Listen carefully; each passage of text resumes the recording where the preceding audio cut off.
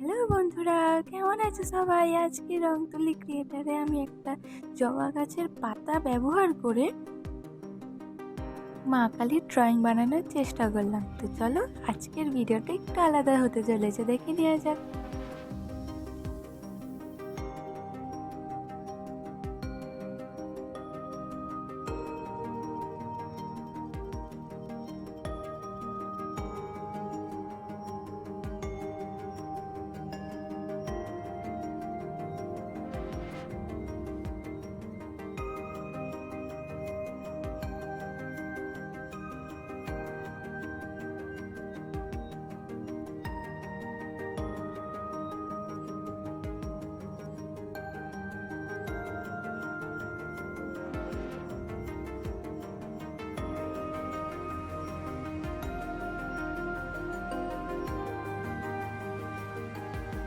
প্রথমেই আমি একটা জবা গাছের পাতার মধ্যে ওয়াটার কালার দিয়ে কালার করে নিয়েছি, আর অপর দিকে সাদা কাগজের ওপর একটা মা কালীর ছবি আমি আগেই পেন্সিল দিয়ে এঁকে নিয়েছি।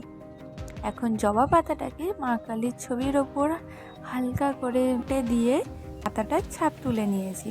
শুকনো হয়ে যাওয়ার পর একটার পর একটা কালার অ্যাড করে আমি মা কালীর ড্রয়িংটাকে রং দিয়ে সাজিয়ে তুললাম। এরপর ড্রয়িংটা হয়ে যাওয়ার পর কেমন লাগে তোমরা দেখে নাও।